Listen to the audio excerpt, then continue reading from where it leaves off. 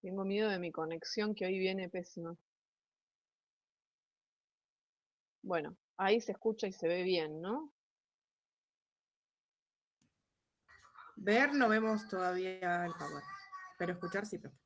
Escuchar sí. No, pero todavía no estoy compartiendo pantalla. Ah, No, perfecto. te vemos a vos, sí. Sí. Bueno, cuéntenme en relación al texto de Aldo Meijeira, si lo pudieron leer. Ya algunos en la previa habían dicho que no por el tema de los parciales o de la activación de las clases presenciales y demás. ¿Alguien lo pudo ver, lo pudo leer? ¿Se quedarían así? ¿El resto cómo vienen con eso? Yo lo En empecé a principio, ¿lo pudieron leer. ver? Lo empecé a leer. Empezó con una frase re linda, dije, este texto me va a hacer llorar. Al segundo párrafo ya me había hecho llorar porque no entendía mucho. Por otro motivo te hizo llorar. Claro, porque empezó re lindo, pero me da la sensación que es esto de ponerle contenido teórico, científico, no sé cómo expresarlo, a la naturalidad del sentir popular, del pensar Ujú. popular, de la vida en esos contextos de derechos vulnerados, o sea, algo que como darle un marco teórico a una forma de vida, si se quiere, a una vida cotidiana que por ahí no es la misma que nosotros y que tiene características que le son propias. Tal Bueno, cual, la el texto. singularidad que los acompaña Ujú. y el poder pararnos de igual a igual a hablar y tratar de entender esa realidad con su subjetividad. Exactamente. El texto va por todos esos lugares. Es cierto que por momentos es claramente sociólogo y está parado ahí. Ahora igual vamos a ver un poco sobre el autor. Pero sí está analizando esto que decía Nadia recién, digo, vida cotidiana, sectores populares. Y también reconociendo en ese escenario el pensar popular. Y va a teorizar acerca de ese pensar, ese pensamiento popular. Recién Cari dijo pararnos de igual a igual. Y yo también lo vi un poco de esa manera, pero ¿se puede parar uno de igual a igual con otro? Sí, no, a Mejeiras te diría, digamos, en realidad no es que de igual a igual, sino que lo que está planteando el autor ahí es pensar la alteridad de otra manera. Esto es, ahora lo vamos a ver con tranquilidad, pero digamos, no solamente reconocer, porque digamos, se tiende a pensar que el único tipo de pensamiento es el pensamiento ilustrado, occidental, digamos, como ese es un claro pensamiento hegemónico, y que en contraposición a eso no hay nada. O sea, o pensás de manera ilustrada, o lo que tenés es mera opinión, y lo que tenés es un saber, si se quiere, digamos, y si lo consideramos saber, en todo caso, rudimentario, no científico, y por ende, absolutamente descalificado.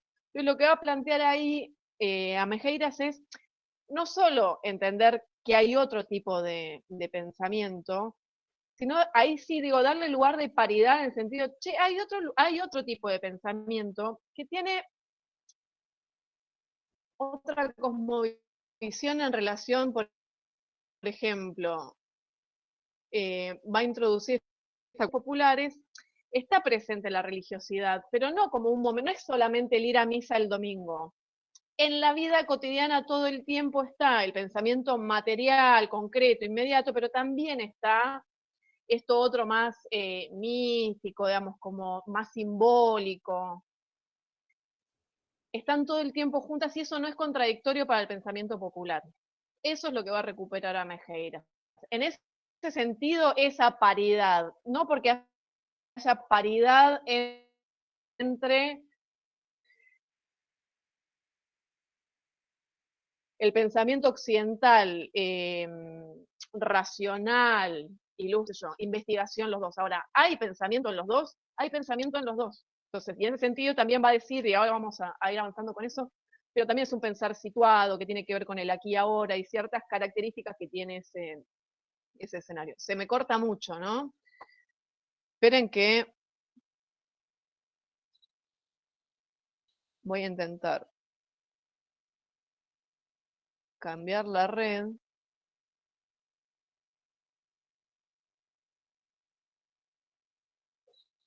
A ver si de esa manera me escucha y después me acuerdo de consumir todos los datos al teléfono.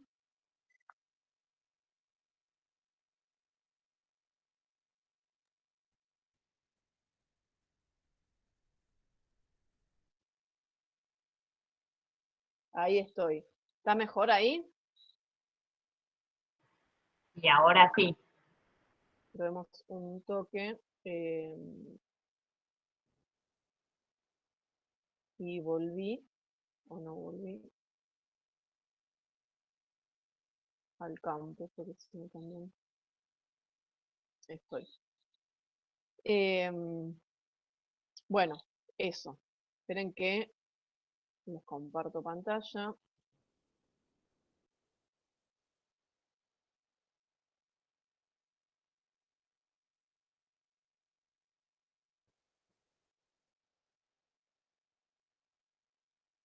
Esto había cambiado. Es que tengo que encontrar dónde era compartir ahora acá.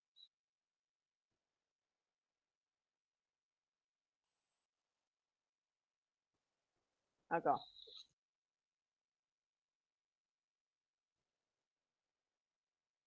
Ah, profe, encontré la manera Sí. de compartir los videos con el audio, para que no tengan que poner el celular también, al mismo tiempo. Me puedo morir de la emoción. ¿Cómo El sería? otro día lo descubrimos. No puedo Después llegar Eso a porque encontrar. tenemos tantas reuniones por Meet. Es que en algún momento es así. ¿Y Profe, cómo, no sabés teníamos decirme lo que Power tengo que hoy, hacer? ¿no? No, lo terminé de armar hace 3 minutos. Ay, no hay problema. Pero yo era porque pensé que Vengo, no. No, tranquila, profe. Yo no leía Mejeira. vengo La con perdón. 1000 cosas. Pero ¿podés decirme cómo lo hago o cuando pongo el video me decís? Después, si quiere, cuando ponemos el video, le decimos con Adri, porque es compartir Bueno, la pestaña. Muchas veces uno comparte todas las pantallas y compartiendo solamente esa pestaña, que es la opción que formula abajo, que es especial para videos y demás, se comparte también el audio. pero entonces pongo directamente, en vez de compartir todo, una pestaña. Pero es cuando va a compartir el video, profe. ¿Vamos a ver el video ahora? No, Ah, bueno, cuando comparta el video, si quiere, lo hacemos. Si tenemos un video hoy, ¿no? Porque... 2 videos tenemos. Ah, bueno. Bueno, ufa. Esperen. Y quiero ver si estoy compartiendo acá también. ¿Ven mi pantalla? Ahí no. Sí, ahí está yendo. Avísenme cuando ven la pantalla. Ahí vemos perfecto. Ahí se ve, profe. ¿Estamos? Sí, sí. Bueno, empezamos hoy con cotidianeidades populares e intervención en la trinchera, que como acordamos la semana pasada, en realidad vamos a estar centrándonos en el primer renglón de este eje, porque intervención en la trinchera es el otro texto que teníamos para este encuentro, pero como tenemos una clase de más, habíamos acordado desdoblarlo, con lo cual hoy estamos trabajando con un texto que sigue siendo unidad 2 de Aldo Amejeiras, un texto que, y esto es clave que lo tengamos presente porque cuando se entre la teorización en los barrios y en los barrios populares, recordemos que está escribiendo este texto en el año 2002, que no es menor el dato. Creo que en la previa les contaba que Aldo es licenciado en Sociología, Aldo Rubén Amejeiras, y es doctor en Ciencias Políticas. Obviamente su campo de aplicación, habrán podido intuir a partir del texto, es la ciencia y la cultura, y se desempeña en la Universidad Nacional de General Sarmiento y además en la Facultad de Filosofía y Teología de San Miguel, lo que claramente nos da pistas de todos los cruces teóricos y filosóficos que tiene el autor, y por eso me parecía importante que que tuviéramos en claro ese desarrollo por dónde lo fue haciendo. Ahora sí viene un video, que no lo tengo acá, que lo tengo acá porque no lo podía bajar porque es de la página de la Universidad de General Sarmiento.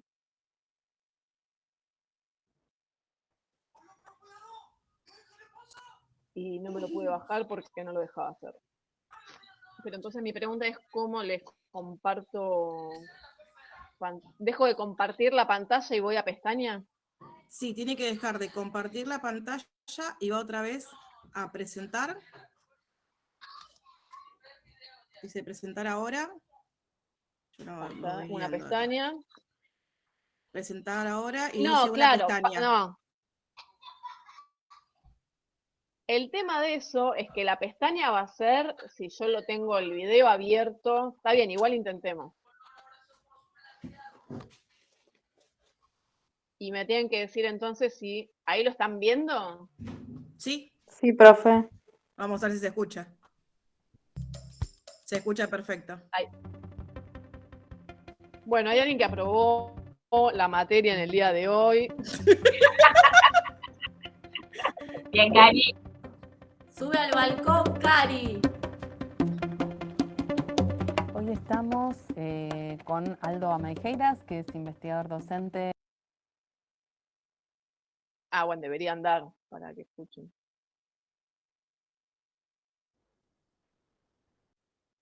Cari, bájate del balcón.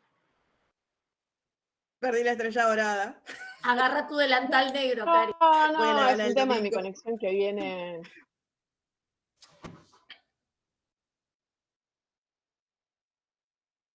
Puedo tener ese tipo de suerte, yo como cargadita igual.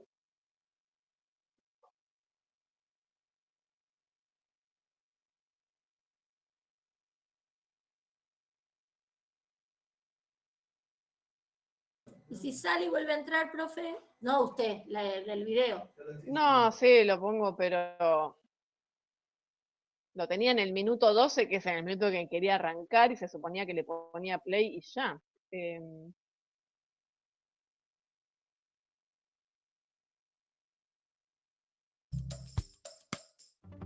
Pero no está cargando. A ver.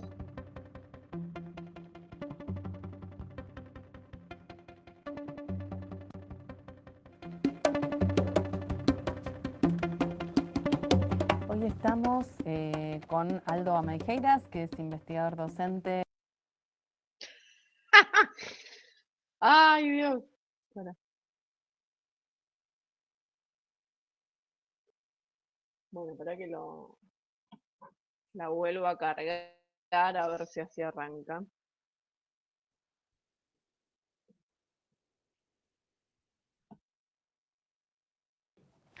Lalo, ¿usted sabe que tienen en común Cristo de Mailín, la Pachamama, la fiesta del Cordero?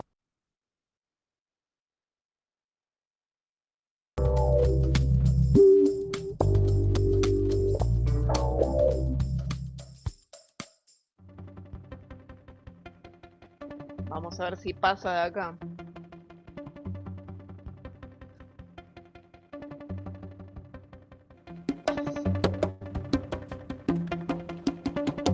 Hoy estamos con Aldo Ameijeiras, que es investigador docente del Instituto de Desarrollo Humano de la Universidad, y con Omar Foresti, que es referente cultural de la zona de José Serván. Un militante de la alegría, le acabo de poner el mote. Está bien.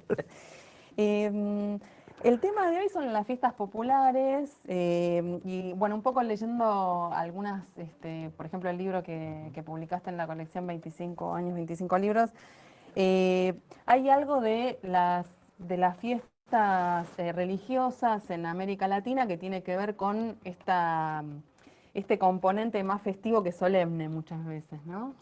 Sí, nosotros siempre señalamos de que comprender las fiestas religiosas populares y la religiosidad popular en América Latina hay que entenderla en el marco de las culturas populares. Y es en ese marco donde lo sagrado aparece con una modalidad muy especial que no es estar disociado de lo profano ni disociado de la vida cotidiana, sino todo lo contrario. Entonces, esto implica que ese momento que va a ser expresión en la fiesta popular es un momento muy especial, es un momento donde hay una ruptura de lo cotidiano, pero a su vez hay una explicitación de un momento diferente. Y en ese momento diferente se manifiestan instancias que tienen que ver con lo sagrado, que tienen que ver con lo lúdico, que tienen que ver con las instancias sociales, culturales. O sea, hay un montón de elementos que están en juego en ese momento. Claro, y además de esta distinción, ¿no?, entre tiempos diferentes, ¿no? El tiempo sagrado y tiempo profano, que ya viene de Durkheim, ¿no?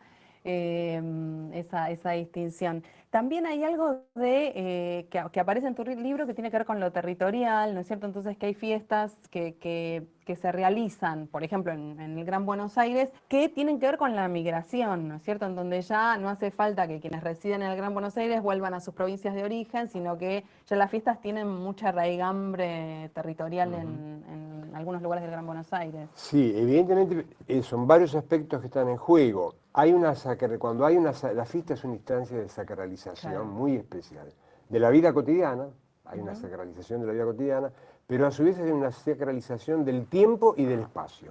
Y el espacio tiene que ver con lo territorial y tiene que ver con lo público, o sea, hay una instancia de encuentro colectivo en el espacio público que pasa a ser resignificado. Y resignificado en un ámbito de explicitación de relaciones sociales. Entonces pasa a ser un ámbito realmente enormemente significativo, donde hay muchos sentidos en juego. Y en el caso de los migrantes en particular, es muy importante porque el espacio festivo les permite en gran medida recomponer una cantidad de tradiciones vinculadas a sus identidades originarias, pero a su vez también replantear instancias identitarias nuevas en el nuevo medio. O sea, hay un proceso en el cual el recurso simbólico no aparece solamente como una tradición que se reproduce, sino también como una enorme capacidad de una energía vital que renueva, digamos, con alegría, con celebración festiva, con celebración en la cual lo que tiene que ver con el alimento, con el cuerpo, con la música, con el encuentro con lo sagrado, se genera en un mismo momento. Omar, Aldo recién nos decía del encuentro. Hay una experiencia de la cual...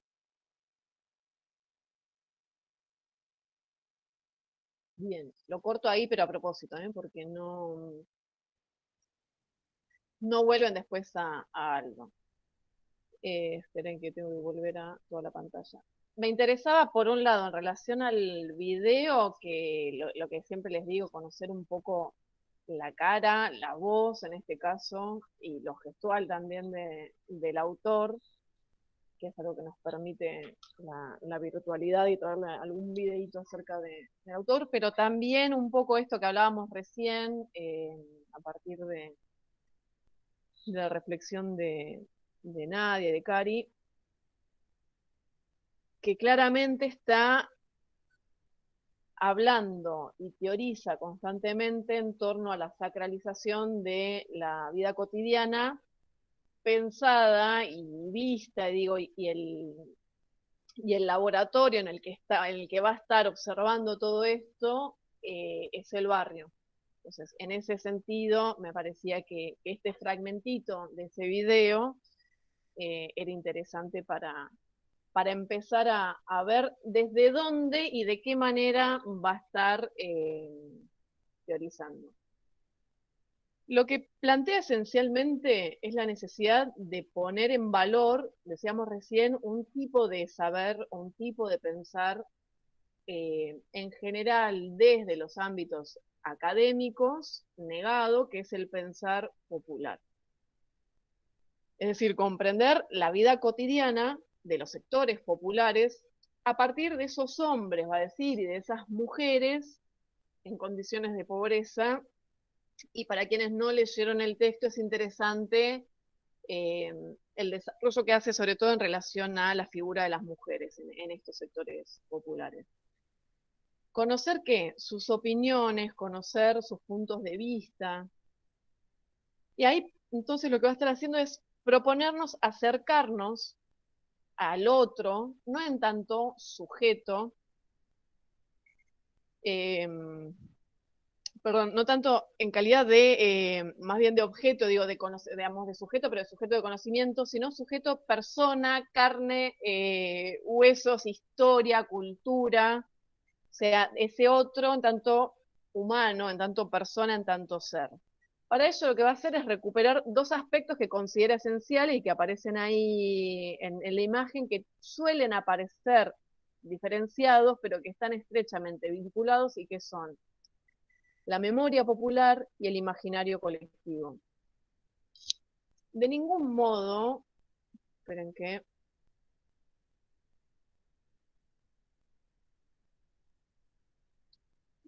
Eh,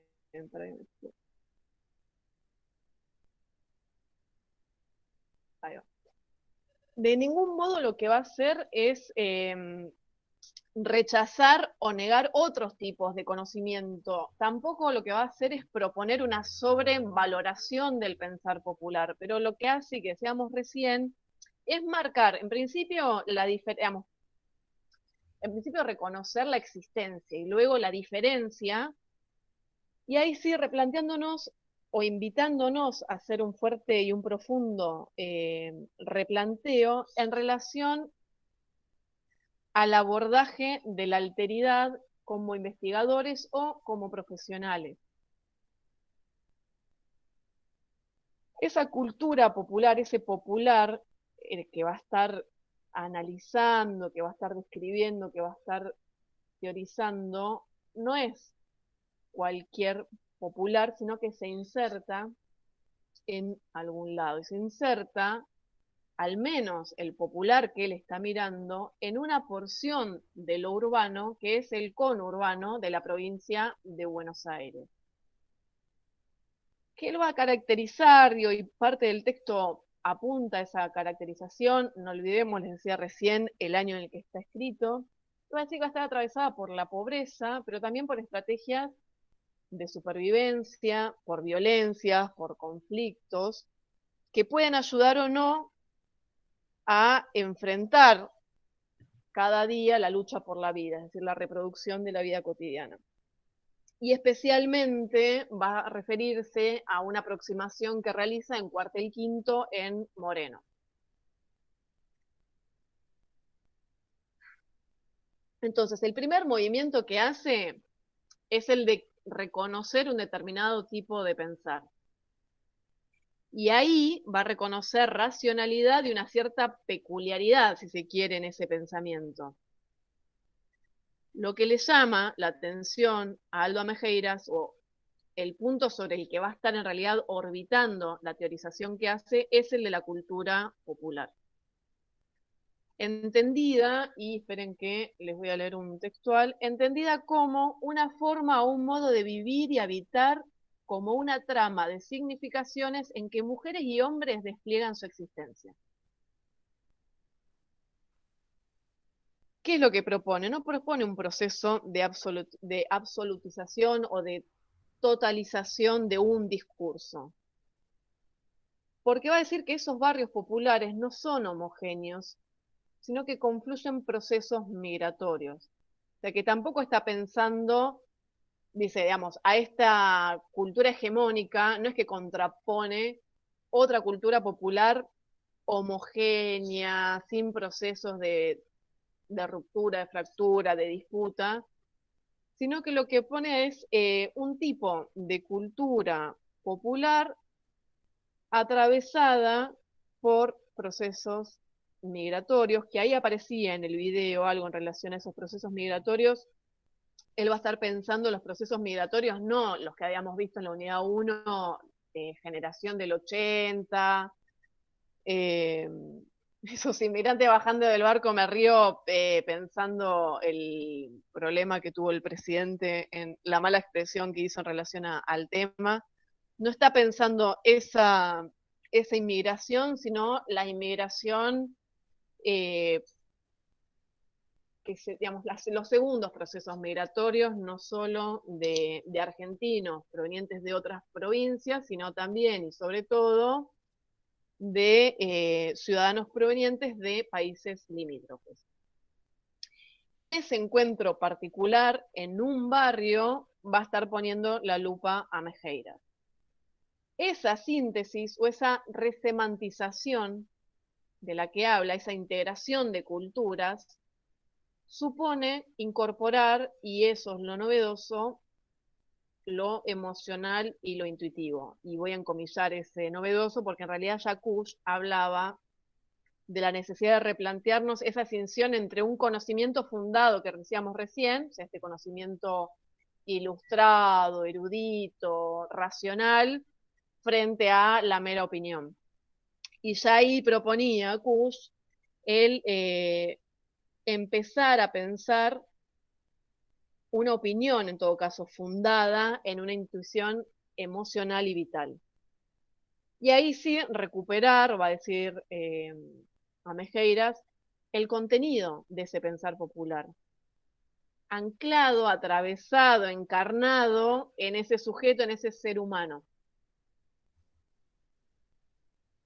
Necesariamente entonces es un pensamiento, decíamos, popular, situado, porque está en un lugar determinado. Les decía recién que el estudio en particular que está haciendo y sobre el cual va a estar escribiendo ancla especialmente en Cuartel Quinto en Moreno, pero todos quienes tenemos experiencias de intervención en distintos barrios o vivimos en diferentes barrios, sabemos que no todos los barrios son iguales entre sí, que hay marcas subjetivas, que hay huellas, que hay discriminaciones, que hay prejuicios en torno a quien vive en una villa o en un asentamiento. Y va a ser 4 aproximaciones para caracterizar ese pensar popular. Hasta acá estamos bien, se me cayó la señal, están mudos porque sí, pero me escuchan, ¿no? No, se te escucha perfecto. No, como de golpe nada, digo, por ahí yo estoy hablando de hace media hora y estaba caída mi internet, pero no estamos. ¿Van bien? Perfecto. Sí, sí. Sí, profe. Les decía, va a ser 4 aproximaciones para intentar caracterizar ese pensar popular. El primer movimiento que va a hacer es el de la racionalidad del pensar popular, un poco es lo que venimos diciendo, y dice que se suele creer no solo que existe una racionalidad hegemónica, sino que pareciera, digo, discursivamente y sobre todo desde la academia, que no existiera nada por fuera de esa hegemonía ilustrada. Entonces, ¿qué es lo que va a proponer Aldo Amejeiras en relación a esta racionalidad occidental del capitalismo transnacional? Con una racionalidad latinoamericana alternativa, con una lógica de la vida, de la emotividad, de la simultaneidad, del símbolo y de lo sensible frente a esta otra racionalidad occidental donde impera la razón, la forma, la linealidad, lo sucesivo y lo despersonalizado. Sí. ¿Tiene algo que ver con la matriz de pensamiento latinoamericano, la matriz de pensamiento que estudiamos en sociología en la UNI? Absolutamente, por eso recién les decía acá, es esta resemantización que está pensando Mejeiras viene de Kusch, y seguramente en Socio han visto algo ya de En Kusch. contraposición al eurocentrismo, vendría a ser. Claro, exactamente. Esa discusión... Vemos más, Mariátegui, Alcir Argumedo y todo eso. Creo que Kusch no vimos, al menos. Kusch en filosofía, lo vi yo. Bien, pero digo, son todos autores que van a estar intentando pensar desde una matriz latinoamericana.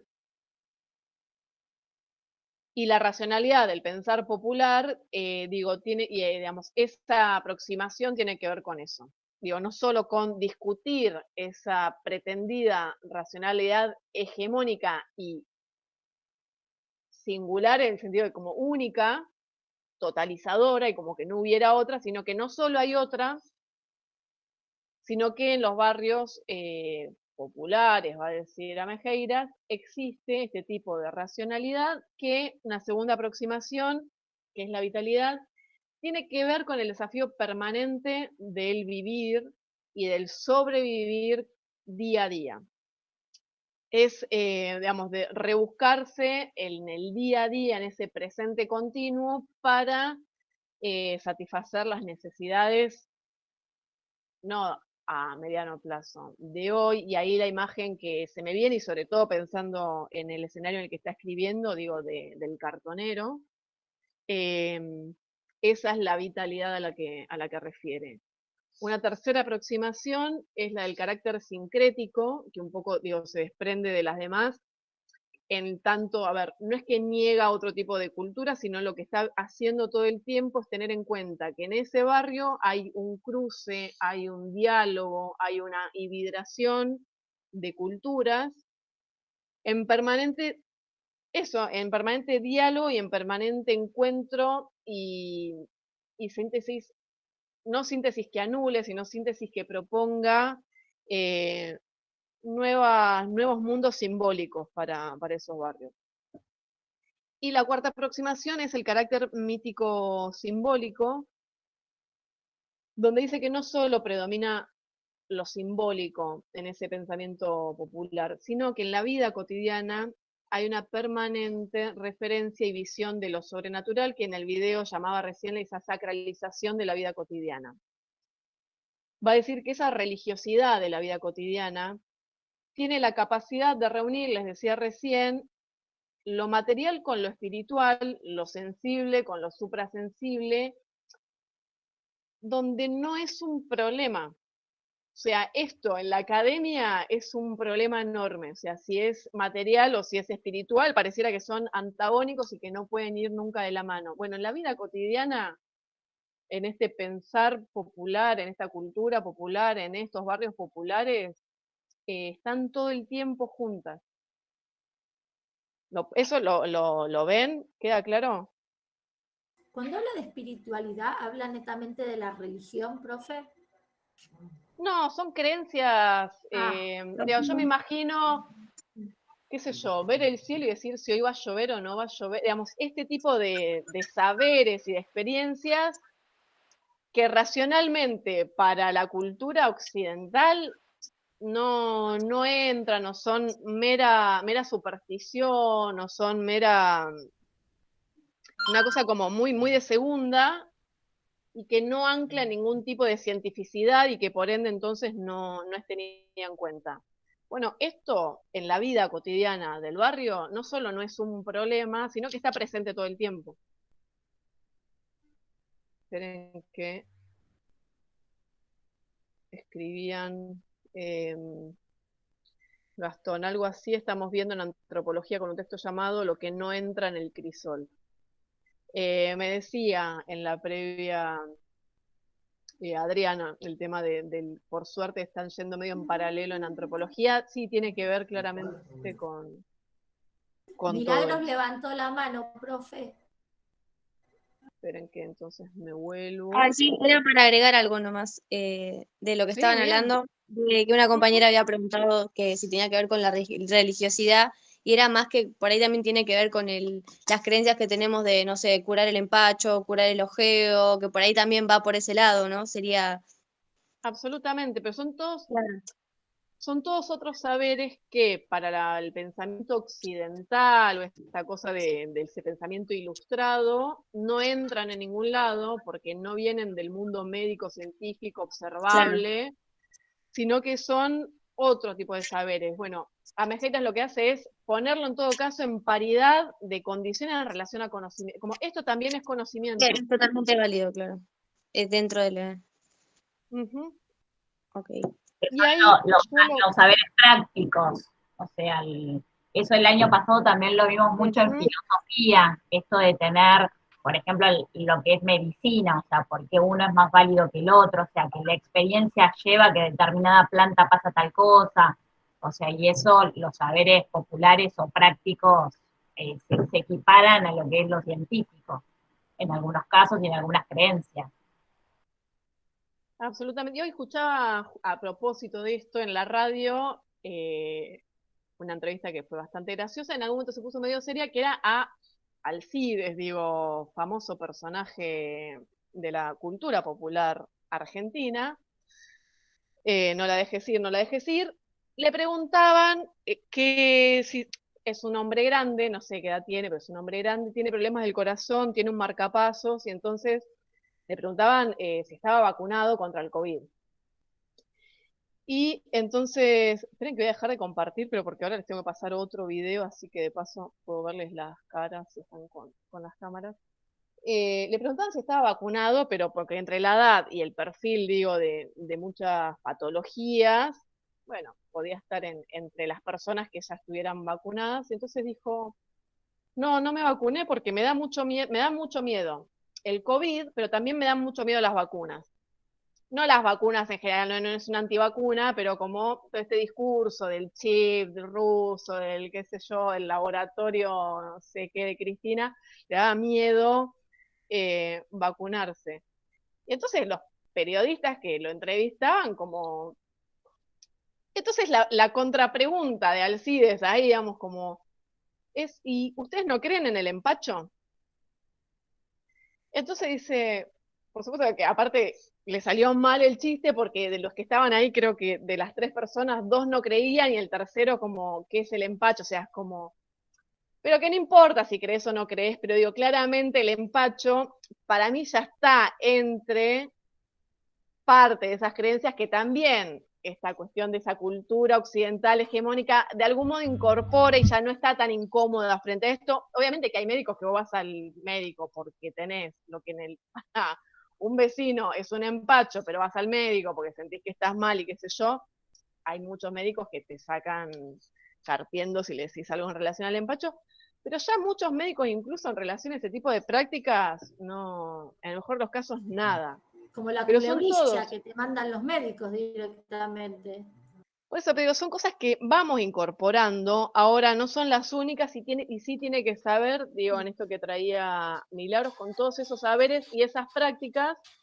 Por eso les ponía el ejemplo de cómo está el sol o cómo está la luna, si mañana va a estar soleado o nublado en función de si la luna está aguada o no está aguada. Digo, son Sí, o lo saberes mismo, profe, populares. también, no sé, santos que por ahí no son de la Iglesia Católica, como el Gauchito Gil, o la Pachamama, un montón de estas creencias que cada vez van tomando mayor relevancia y también uno que quizás no las conocía, las va conociendo, porque como que se hacen más visibles. Antes por ahí estaba como, eran menos la cantidad de gente que estaba, digamos, en estas creencias o demás, y uno también ahora lo conoce.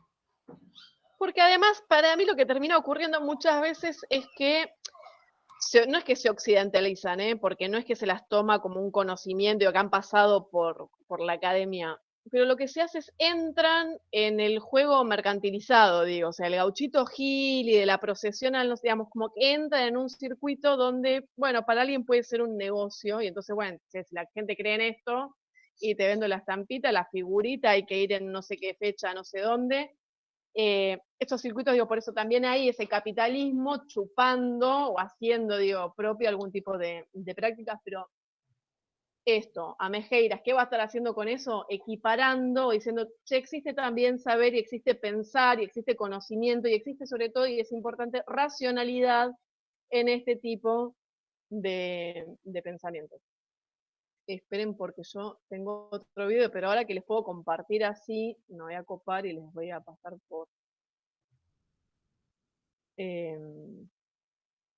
por acá, de este modo que me desasno Cari. Pero ténganme paciencia, quiero el YouTube así.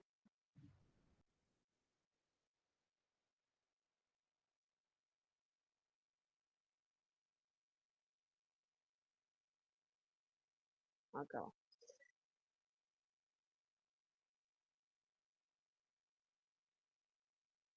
Bueno, vuelvo. Una pestaña. Ay, ahora me siento que no tengo que estar haciendo malabares.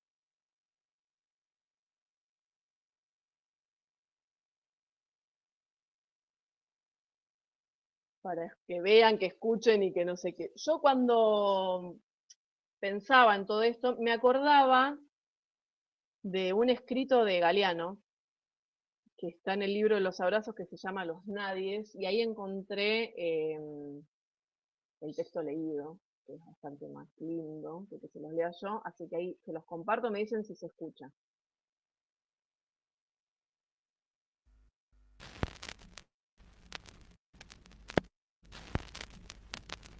¿Se escucha? Sueñan las pulgas con comprarse un perro y sueñan los nadies con salir de pobres. Que algún mágico día llueva la buena suerte, que llueva a cántaros la buena suerte. Pero ni en lloviznita cae la buena suerte, ni hoy, ni mañana, ni nunca. Por mucho que a los nadies les pique la mano izquierda o se levanten con el pie derecho o empiecen el año cambiando de escoba. Los nadies, los dueños de nada, los hijos de nadie, los ningunos, los ninguneados, que no son aunque sean, que no hablan idiomas, sino dialectos, que no profesan religiones, sino supersticiones, que no hacen arte, sino artesanía, que no tienen cultura, sino a lo sumo folclore, que no son seres humanos, sino recursos humanos, que no tienen nombre, sino número, que no figuran en la historia universal, sino en la crónica roja de la prensa local.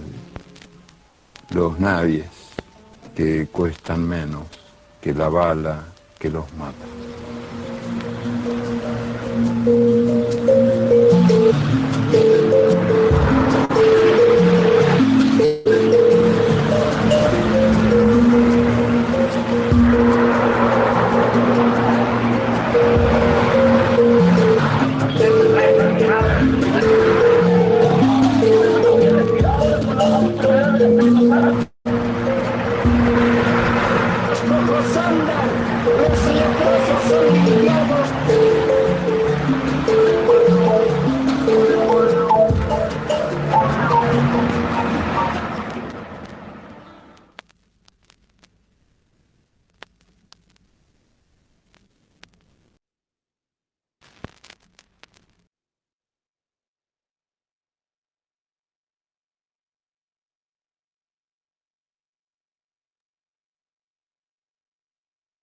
Ahí estamos. ¿Lo conocían? Sí, es reconocido. Sí, pero siempre duele. Pero me parecía interesante pensar, porque cuando va haciendo esa diferenciación, ¿no? Digamos, como que no son, que no hablan idiomas, que no profesan religiones, que no hacen arte, no practican cultura, no son seres humanos, no tienen cara, no tienen nombre, no figuran en la historia universal, y lo que sí son, o lo que sí hacen es hablar en dialectos, tener supersticiones, hacer artesanías, practicar folclore, no son humanos, sino recursos humanos, son brazos, son números, y son la crónica roja de la prensa local. Me parecía recontragráfico a todo esto que veníamos hablando y por qué la importancia de, a ver, no equiparar, no estamos pensando en términos de saber académico, no estamos en ese plano, digamos, yo les decía como, bueno, ¿y cuál es la metodología? No es, sino lo que hay de conocimiento, lo que hay de pensamiento, lo que hay de racionalidad en esta cultura popular.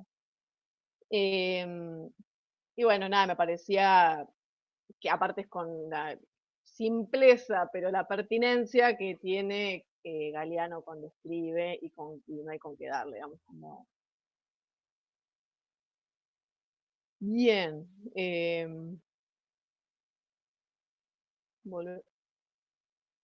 Volvemos y ahí están viendo.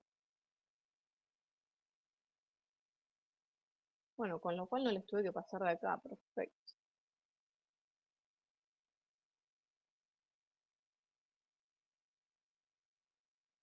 Entonces decíamos que,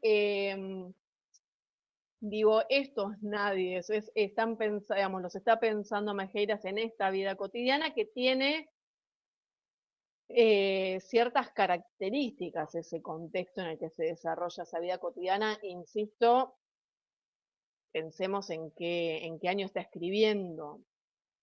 Hay varios puntos, digo, lamentablemente pensamos que había cosas que se habían quedado en el pasado y que la pandemia, la pandemia del neoliberalismo y la pandemia del COVID volvieron a reactivar o a reponer, digo, en esta mesa, si se quiere, teórica, todas estas palabras que nada, hace 6 años atrás parecía que habían quedado, ¿no? Como en un pasado traumático de la historia argentina, pero que evidentemente están reactualizadas, que es la idea de un futuro que aparece difusa, de permanente presente, decíamos recién, y la imagen que les traía era la del cartonero saliendo a recolectar, no para proyectar una vida ni siquiera a mediano plazo, digo, ni acá la semana que viene, sino para subsistir y para salvar situaciones de reproducción de la vida cotidiana en un presente continuo, donde lo que prima es la lógica de la subsistencia, donde lo colectivo es la incertidumbre y es la angustia, habla de calidad de vida degradada,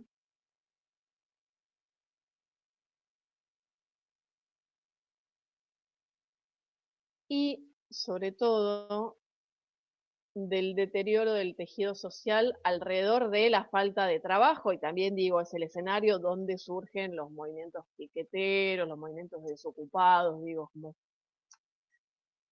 una falta de trabajo que va a estar haciendo también, digo, gravitar y girar en torno a esa idea muchas de las prácticas de la vida cotidiana.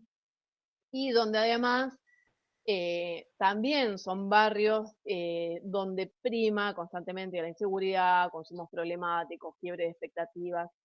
Y ahí yo abajo les ponía, y sin embargo, porque no es que solamente bajonero, a Mejeiras, no es que es para que nos peguemos un corchazo, dice, a pesar de todo este contexto que podría hablar de pura y exclusivamente malestar, dice, y sin embargo, la gente continúa resistiendo y sin embargo la gente continúa buscando alternativas, apelando, va a decir, a múltiples recursos para seguir viviendo, y esa era la segunda aproximación que había hecho, el de la vitalidad. Ahí lo que va a decir es, se visualiza la capacidad que existe en los barrios de vincularse, de hacer, de imaginar. Y ahí, esto que les decía, es interesante el texto, insisto en lo del año, porque está pensando y va a describir en un momento el rol activo de las mujeres, y cuando el hombre queda sin trabajo, y hago esa diferenciación de género a propósito, digo, porque así lo marca en el texto, el hombre de golpe se encuentra habitando el barrio en horarios y en momentos que no estaba acostumbrado a hacer, porque, bueno, ya no sale a trabajar, porque no hay trabajo. Y la mujer en ese escenario, en vez de quedarse también en esa casa y de quedarse en todo este contexto y quedarse en ese mundo gris, lo que hace todo el tiempo es salir a buscar, salir a pensar, y ahí, digamos, y en el texto describe un rol muy activo de la mujer en ese escenario, y nada, me parece que es interesante porque un tiempo después viene el movimiento feminista a reconocer, a reclamar, a ponderar, y en ese sentido Mejeiras lo estaba haciendo hace ya casi 20 años atrás.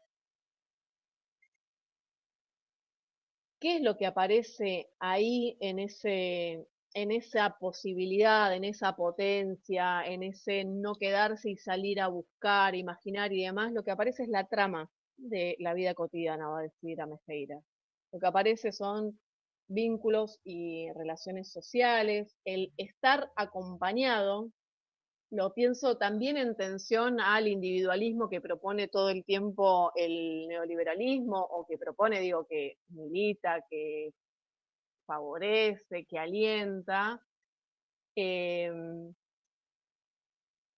ha pasado de escuchar frases fuertes en un barrio que quería compartirles, digo, como para pensar todas estas categorías. Les he contado que trabajé un montón de años en Isla Maciel, y una frase muy fuerte que dijeron en algún momento, esto, muy post-2000, crisis del 2001, cuando estábamos preocupados por esta cuestión, ¿no?, de los comedores, de la escuela que se volvió comedor y demás, una frase que me dijeron y que me quedó siempre muy, no solo muy grave, me resonó mucho también en ese contexto, es: acá en el barrio a nadie le va a faltar un plato de comida, pero no hablaba del exceso, no hablaba de las infinitas posibilidades que había, sino del lazo, de ese estar acompañado a pesar de, en ese aquí y ahora, donde esto, lo doméstico y lo colectivo se entrecruzan. Igual insisto, digamos, no todo es un mundo de posibilidades, sino que siguen estando esta violencia y esta desigualdad social claramente muy, muy marcada, pero que recupera en el texto esto de esa trama de la vida cotidiana que va a estar operando y que va a estar tendiendo lazo, puente, a pesar de todo lo otro, de ese contexto que veíamos recién.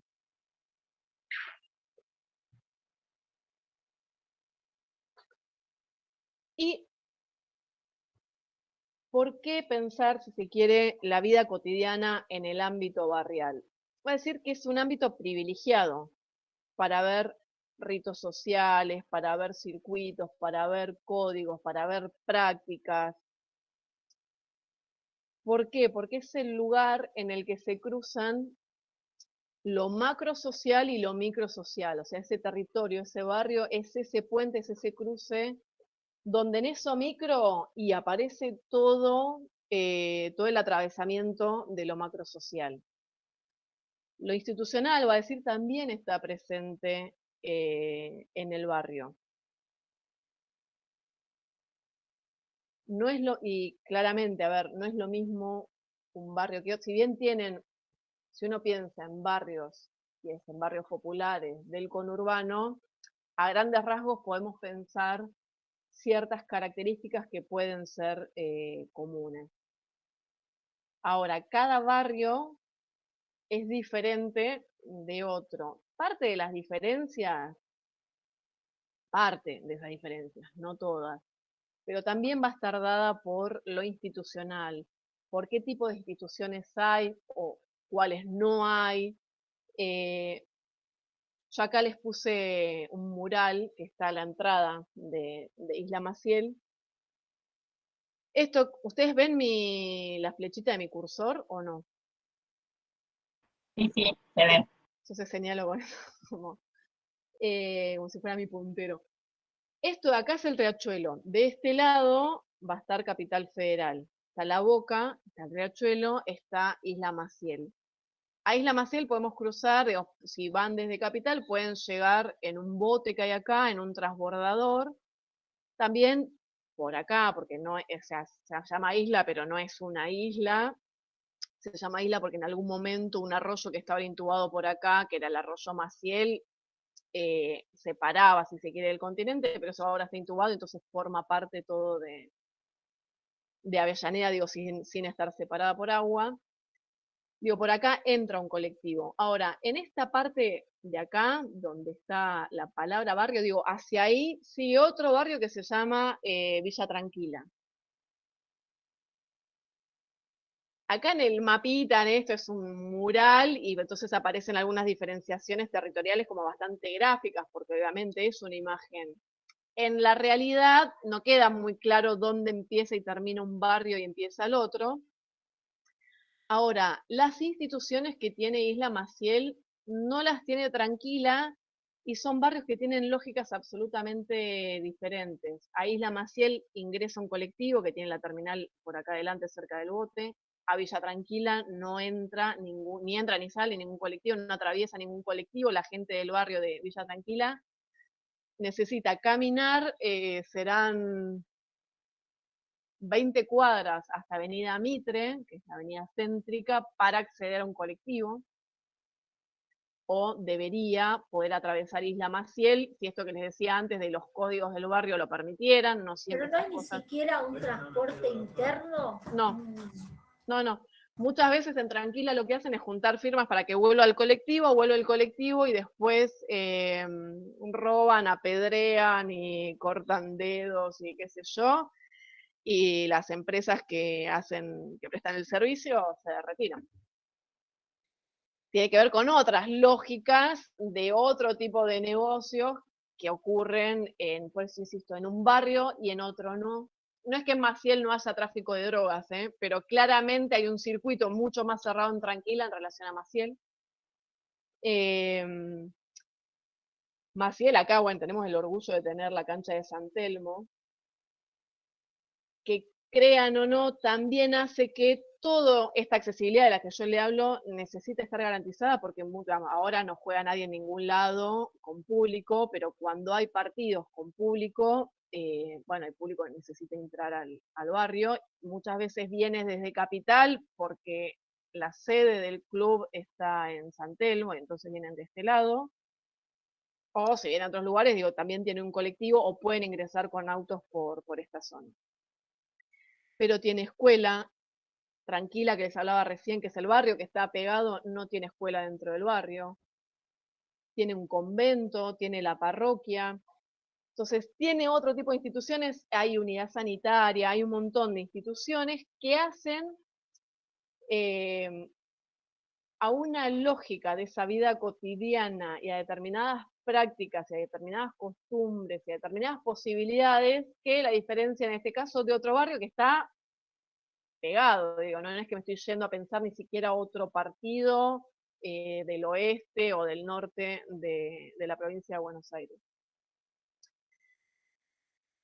Va a decir a Mejeiras que hay lugares y que hay espacios para cada una de las poblaciones que componen a estos barrios, y entonces habla de los lugares que se prevén para jóvenes y habla de las esquinas, insisto, pensemos que está escribiendo en el 2002, hay espacios para las mujeres y ahí habla esto de las mujeres yendo a la parroquia, a la capilla, al comedor.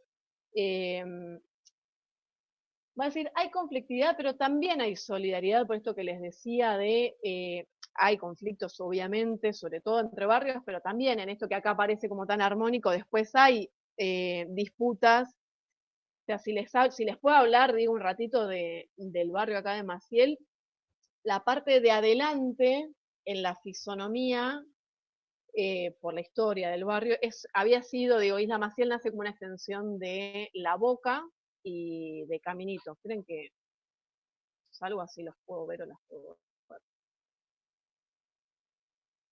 El mapa ya más o menos lo tienen, digamos, como no, si necesitamos volvemos, digo, pero Isla Maciel nace como una extensión de La Boca. Conocen más o menos, por lo menos por fotos y demás, lo que es Caminito y todas esas casas, esos conventillos de chapa, pintados y demás.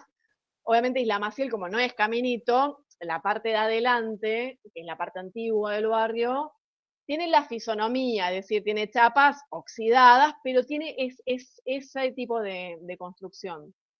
Toda la parte que está atrás, donde estaba ese trazado del tren, tiene la fisonomía de asentamiento, porque es de hecho, los de adelante le dicen que es la villa, la parte de atrás. Están esas distinciones también, por eso digo, hay conflictividad dentro de los barrios, no es que es un todo armónico, pero también hay solidaridad. Y acá les quería traer esto de las lógicas institucionales, porque lo voy a estar diciendo a Meijeras en el texto, hacia el final, hay una reconstrucción mítica de lo barrial que tiene que ver con esa experiencia colectiva, con esas luchas y esfuerzos comunes que están de algún modo en esa memoria colectiva del barrio. Y cuando empezamos a pensar el envión, digo, año 2007, 2008, El primer lugar en el que funciona en Isla Maciel es el convento, y se llama convento porque en serio cuando empezamos a funcionar ahí había una monja viviendo en el convento. Eh, y bueno, nos prestan el espacio porque entendía que estaba bueno el cura en ese momento, que es Paco Francisco, que ahora es de la Opción por los Pobres, bastante mediático y demás. En ese momento éramos bastante amigos, después verán que no, pero en ese momento nos Ahora lo presta tenemos en Merlo al padre Paco. Es que siempre fue de la diócesis Merlo Moreno. Eso les puedo contar en otro capítulo de otra previa de otro día, porque ahora estamos grabando. Cuénteme que estamos por cerrar con el padre Paco, cuénteme. Creo que No es el voy a mismo que cerrar. está en el guión donde yo trabajo, está involucrado, creo que es el mismo, el padre Paco, creo que es el mismo, pero no sé, que lo mencionan Padre siempre. Paco es el padre Paco. Siempre es el mismo. Francisco de Entonces sí, Asís Olveira Fuster, padre Paco. Sí, lo conozco debe muchísimo. ser él. Bueno, en algún momento, cuando estuvo en Maciel, nos presta en ese momento el convento. Yo, a ver, para mí era muy raro por esta cosa de salir de la Facultad de Ciencias Sociales y esta distancia que sentía entre mis prácticas y otro tipo de prácticas, de, hoy diría Mejeiras, de otros saberes más populares. A mí el tema del convento, qué sé yo. Ahora, empieza a pasar que cuando empiezan a venir los pibes del Envión al convento, a la sede, también venían mucho con las familias, porque también convocábamos mucho a las familias. Y algo, a ver, muy fuerte, muy gráfico que nos pasó es que la gente del barrio había tenido negada la posibilidad de entrar al convento porque el cura anterior, que era el padre Leopoldo, que parece que era un cura así como muy estricto, muy reservado, digamos, como que no permitía que ingresaran al convento. Y entonces muchos de los padres, los pibes del Envión, tenían el recuerdo de cuando eran chicos y no estaba Leopoldo, habían podido ingresar al convento y tenían muchos recuerdos de muchos días del niño, de muchos juegos, de muchas cosas vividas en ese espacio. Y cuando el Envión empieza a funcionar ahí, el barrio lo percibe como una reconquista de un espacio barrial que les había sido negado en los últimos años. Y entonces, digo, no porque eso nos generó un buen augurio, o sea, nos generó un buen augurio, pero también había algo en la memoria colectiva de ese barrio que no era un espacio cualquiera, porque tenía un significado y tiene una historia previa en ese sentido, en clave de intervención, digo, porque finalmente lo que nos convoca y por qué pensarlo de esta manera, porque son cosas que después en la intervención están presentes independientemente de que nosotros podamos tener la capacidad y la plasticidad mental de identificar estas cosas que también ocurren. Se ve eso ahí, digamos, como eso, son cosas que ocurren en los barrios, las instituciones tienen historias, las prácticas de los barrios tienen historias, las relaciones entre vecinos tienen historias, muchas veces quienes trabajamos con jóvenes sabemos que los pibes es como que heredan historias previas de las familias, y a veces esas historias son de, digamos, me pasaba muchísimo en el Envión, en el mapa que les mostré, los pibes del fondo, como el convento estaba medio en la parte de adelante, teníamos que generar acuerdos con una bandita de pibes que paraba a la vuelta del convento para que a los pibes que venían del fondo los dejaran pasar. Y el acuerdo había sido porque los pibes de la vuelta del convento decían, no, yo entiendo, decía él, como que era el capito de esa banda, como yo entiendo que cuando van al Envión se están queriendo rescatar y que están queriendo hacer algo bueno por ellos. Así que si pasan entre la 1 y las 5, que era el horario que funcionaba a la tarde el Envión, los dejaban pasar sin problema. Ahora igual nos decían, obviamente que no pase ni antes ni después de eso porque queda regalado. Pero en ese horario, y honestamente pudieron venir un montón de años en esa franja horaria sin ningún tipo de problema. Entonces, a ver, es mucha información que en clave de intervención tenemos que prestarle atención, tenemos que ser respetuosos, respetuosas, no todo es color de rosa, y yo les cuento, digamos, cosas que después salieron bien, y hay otras que quizás no salieron tan bien, pero digo, porque siempre uno tiene que ir también con esta cuestión de, propone a Mejeiras, de respetar, y esto decíamos, bueno, ¿qué es lo que propone finalmente? No es solamente el respeto del otro y valorar las creencias y costumbres y usos, sino también entenderlas como prácticas y saberes legítimos, y en ese sentido no negarlas cuando uno se acerca en clave intervención a esos barrios, ni negarlas ni sobrevalorarlas, sino estar, digo, todo el tiempo es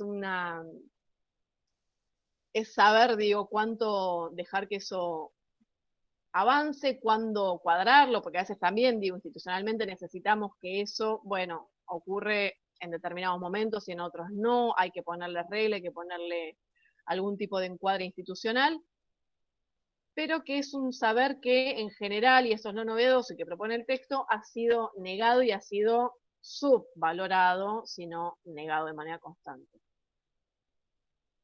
¿Se entendió? ¿Se vio? ¿No se vio? Sí, profe. Quedamos mudos. Un No, montón, porque fue. creo que mientras ella habla, uno lo transporta a los barrios Sí, de cada uno uno, se va- porque sí, es que nosotros uno- somos de barrios populares. Sí, pero ahí igual, a ver, el ser de barrios populares le da una enorme ventaja en identificar todo esto que yo estoy diciendo en 3 segundos. Ahora, existe un código en el barrio y ese código es inevitable que lo naturalice. Y yo, de hecho, digamos, si ustedes me preguntaran, ¿cuándo te vas de Maciel o por qué te vas de Maciel? Es cuando yo me encuentro diciendo como el código en el barrio acá es así. El día que me pasó eso, dije, no, muchachos, yo llegué hasta acá, necesito salir, porque hay ciertas prácticas que tendemos a naturalizar, y en ese sentido digo, si bien es un capital indudablemente con el que vienen, que traen, y esto que decía Nadia, bueno, yo vivo en un barrio y entiendo y veo, digamos, entiendo que ves gráficamente con mucha más facilidad todo lo que estoy diciendo. El ejercicio que tienen que hacer ustedes ahí es alejar, desnaturalizar y volver a pensar toda esa vida cotidiana del barrio. Pensarla para transformar, no nosotros. Cuando uno piensa estas cosas, cuando uno las pone en palabras, cuando uno las intenta dar, como expliqué yo al inicio, dar el marco teórico, que es lo que estuvimos hablando ahora, ¿no? Llevarlo a lo académico. ¿Es para transformar o es simplemente para entender? Debiera ser para transformar. Si no hubiera ningún problema, no deberíamos estar ahí, digo, en principio. En general, como trabajadores sociales, no nos llaman, digo, no somos antropólogos, no somos sociólogos, digamos, se me ocurre que es difícil pensar que simplemente vamos a ir a ver qué onda y a describir y después teorizar acerca de esto que ocurrió acá. Pero digo, porque en general nos cuesta mucho a los trabajadores sociales no salirnos de la vaina de ver algo y decir, ah, bueno, esto como que acá habría que agarrar. En general nos pasa al revés. Pero me cuesta pensar, igual es también una crítica que tenemos que hacernos, ¿por qué nos cuesta tanto teorizar en relación a lo que vemos y lo que hacemos? Porque en general intervenimos, nos cuesta mucho investigar, porque en general, digo, la academia no nos forma para investigar, y por eso en la previa hablaban de los parciales que están teniendo y de investigación y qué difícil. Sáquenle todo el jugo que puedan, porque en general la academia, y por eso la dificultad con ese tipo de materias, no nos forma para investigar. Pero no es que la Universidad Nacional de Moreno no nos forma para investigar. Ninguna universidad, ni de Latinoamérica, ni digo, en general, ni europea, forma para investigar. Entonces hay mucha dificultad con la investigación y entonces, claro, nos es mucho más cómodo, nos es mucho más palpable el intervenir.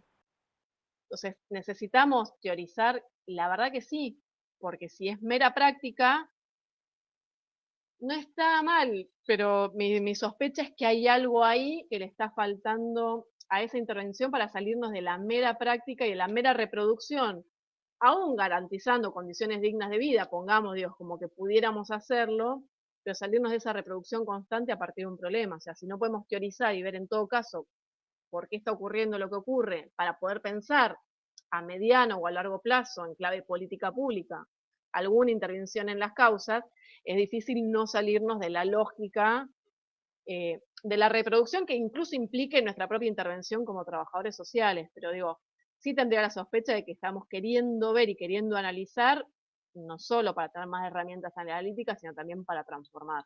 Pero para transformar no solo en la cotidiana chiquitita, esa intervención concreta con ese otro, sino también, y ese sería mi mayor anhelo, para transformar en relación al mediano y largo plazo a partir de políticas, de estrategias, Era que como nos decía saquen también. recién, que se fue de Maciel porque en un momento naturalizó, y naturalizar y reproducir es casi la misma cosa, no sé por qué lo ponen en distintos lugares en el diccionario.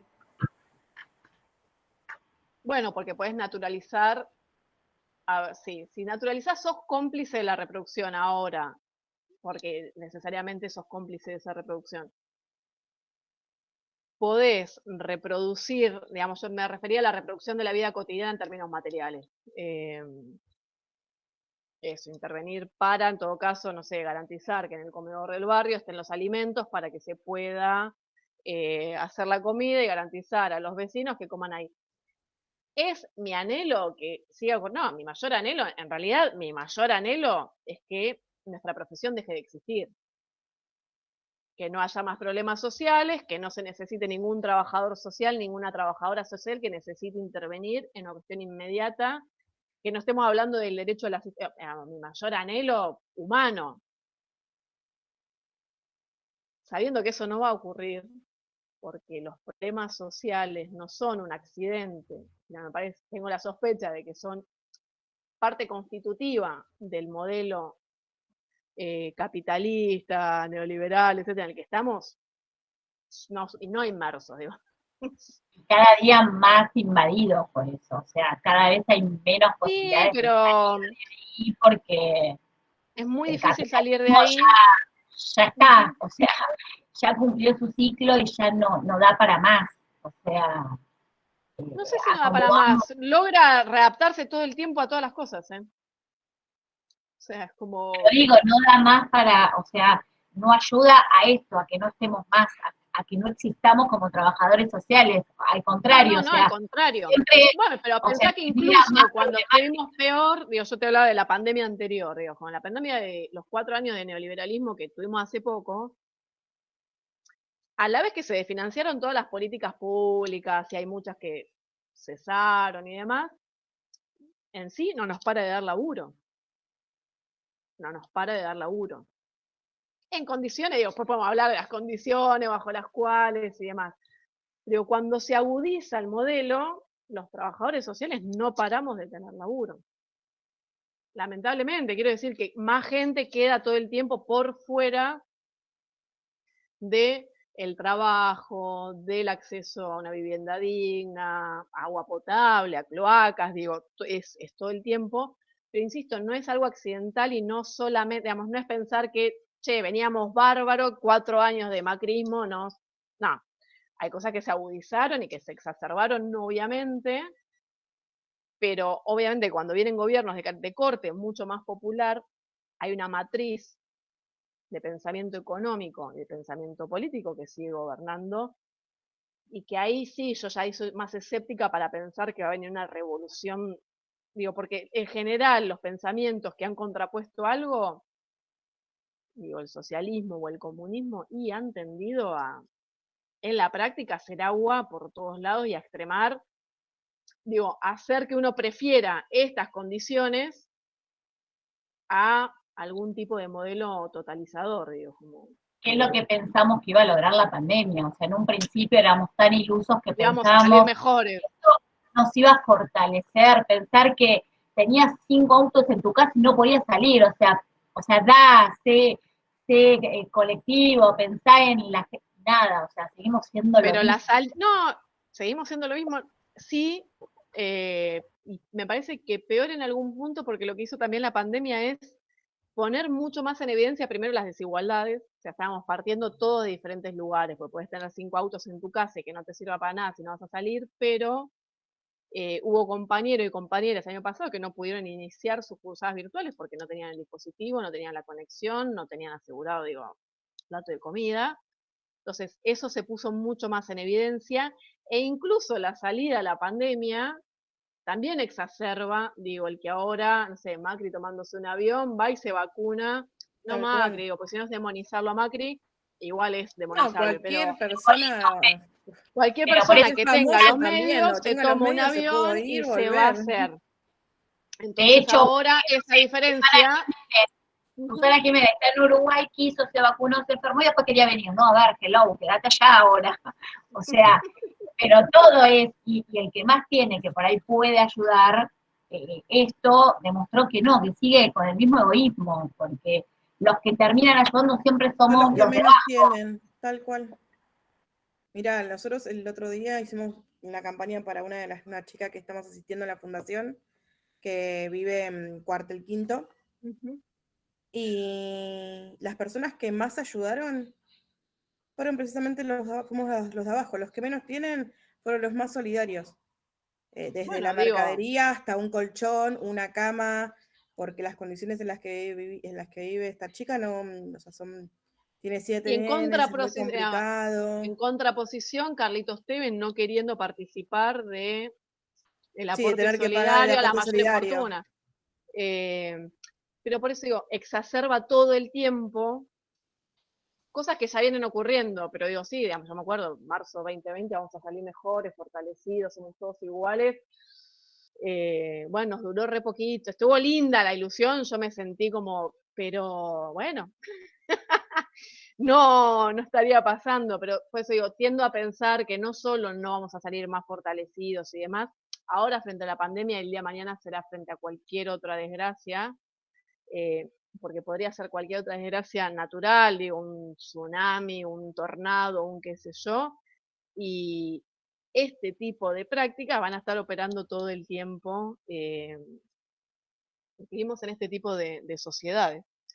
Pero ahí otra vez digo, pensar esto que traía Cari en determinados lugares que está mirando a Mejeiras, digo, para volver al autor, que son barrios populares del conurbano bonaerense, bueno, y ciertas prácticas de solidaridad que ocurren al interior del barrio, que tienen que ver con esa cultura, que tiene que ver, porque no es una cuestión que tiene que ver solamente con la coyuntura, todo el tiempo hay prácticas solidarias, todo el tiempo, digo, 2001, comedores, barrio, crisis De por hecho, la pandemia, comedores, barrio.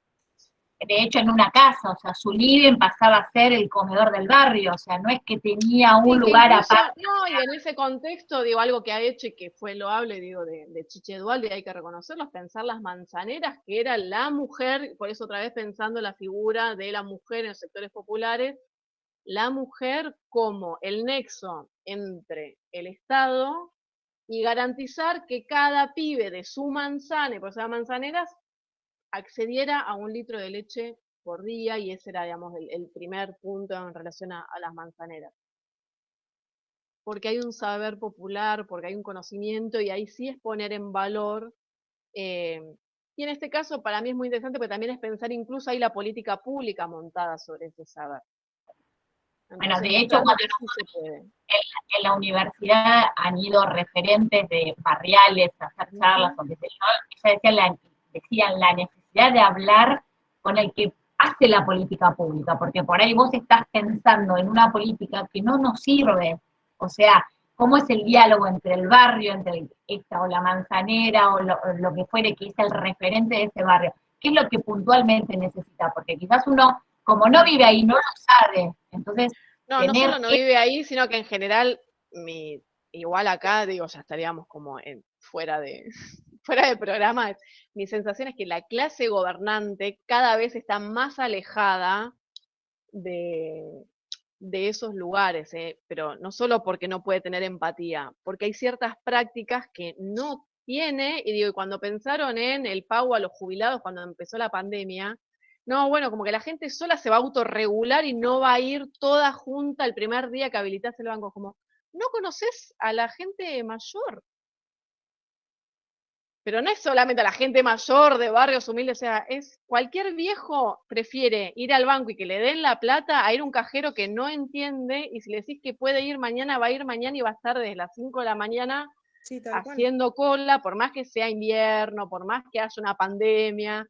Entonces es desconocer, por eso me parece que ahí la clase dirigente cada vez más está, digo, más detrás del mostrador, detrás de ese escritorio y demás, pero Nada, esto como fuera ya, como muy off the record.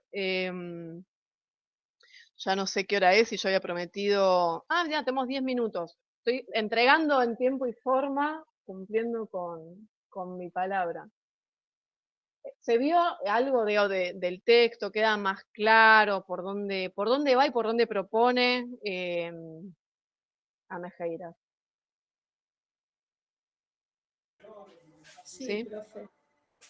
Bien, esperen que dejar de grabar. ¿Cómo se llama el de la semana?